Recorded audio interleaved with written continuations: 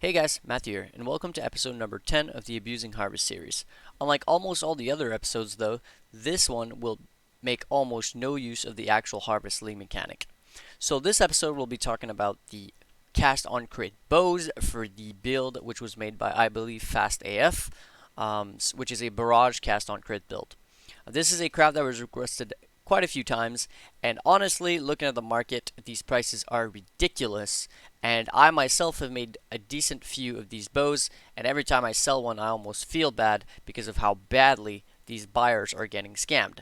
So these bows are selling for anywhere between 30 and 40 exalts, and even more than that, and they literally cost jack shit to make. So the first thing you'll want to do is buy yourself a thicket bow with the spell damage implicit. Now I'm going for 34 minimum on in terms of the implicit, but technically you could really go with whatever.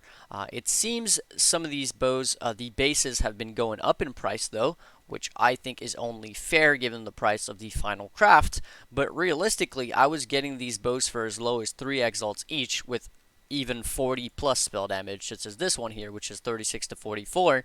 I believe I bought this bow non-linked for about 3x.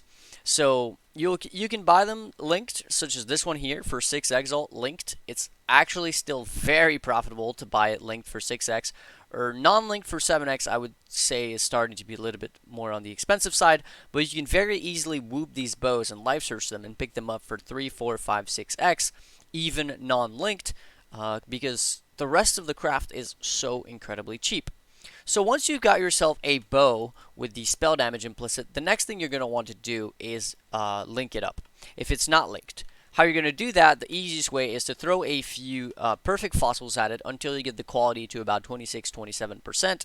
Don't go using too many perfect fossils to get it to 30%. It's not really worth it because the actual physical damage on the bow doesn't matter at all. All we care about is making it easier for us to link it. So throwing a few perfect fossils at it is absolutely worth it. Once you've done that, you're going to want to craft basically a quality suffix here, which is a 4 chaos craft and adds another 15 to 18% quality, at which point you're going to have a bow with over 40-45 quality or so, and it's going to make it much easier to actually link it because every percent quality is 1% more chance to link an item, and since 0 quality is 1500 fusings on average, when you're getting close to 50% quality on an item, you're cutting that number of fusings by half, which is really nice. Now once you've got yourself the actual base 6 linked and ready to go, you are going to use a deafening essence of woe. That is pretty much it. Afterwards, the next step is pretty much very simple, straightforward. You've got two different options. Either you take care of the other stats on the bow by removing them through the lee mechanic, such as here I could go remove attack, and then be left with just the reduced attributes. But unfortunately, that's not worth it. Because remove attacks or any removes from the lee mechanics go for 30 C or even 40 C each, while annuls are much cheaper, and these deafening essence of woe are like 20 C each. So I would go ahead and just annul it down to just the spell damage by itself. Now here I actually got really lucky, and I actually have T1 critical strike multiplier, which is very good. If I could keep this would actually lower the cost of this craft by even more. Unfortunately I got rid of the spell damage, so we killed it. But now all you'd have to do is use essences of woe until you get down to just the spell damage mod by itself. So I don't have any currently, but if I show you guys on the website what it looks like, it's basically just this spell damage mod. Now the next thing you're going to want to take care of is augmenting the +1 level of Socketed Gem. Or not augmenting, I mean forcing. And that is going to be done very easily. What you're going to want to do, since you have the prefix spell damage, you are going to craft cannot roll attack modifiers. And this is a 1 exalt craft. Now this is a suffix, and you should have no other suffixes and no prefixes except for the spell damage. So afterwards, you're going to use this beast here called a Ferric Wolf Alpha, which will remove a random suffix and add a random prefix.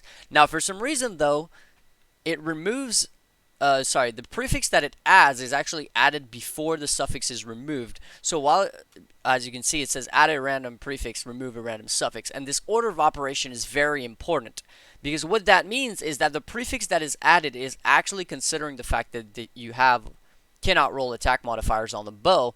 And if you look at a bow here, there is pretty much 0 prefixes that do not have the attack tag at all, except for, you guessed it, level of socketed gems. Therefore, by using a single Ferric Wolf Alpha, you are guaranteed to get the level of socketed gems. At which point, your bow will look something like this: +1 essence, essence spell damage. Then it all comes down to finishing it up. So what you're going to want to do is either multi-mod or finish the multi first. It doesn't really matter. To increase your odds a little bit, though, what you can do is craft on critical strike chance, because that has the critical tag, and then augment a new critical modifier. By doing so, you are guaranteed to get critical strike multiplier.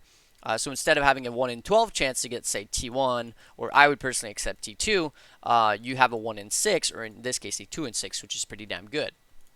Now, if you don't get a good tier of multi, what you can do is remove your craft, which is critical strike chance, and then remove a random critical modifier, add a new one until you get this T1 or T2 multi.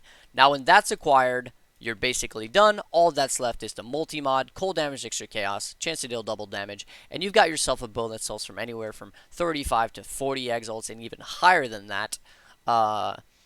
And the total cost is literally less than 10x, which is kind of crazy. Now, on that note, though, before I go, as always, I do want to say a huge shout out to my supporters. So that would be Gaikona, K-Fish, Zachary Luro, Scott, Dr. Radu, Casticus Francesco, Amazo, Skorov, Mr. Coffee, Mario, and Jungle Dog, as well as anybody else who wishes to remain anonymous, and obviously anybody else who supports me through different platforms. Hopefully this little guide is helpful. That is definitely one of the cheaper ones, which huge return of investments. So try to take advantage of it as fast as you can, and I'll catch you guys in the next one. Peace.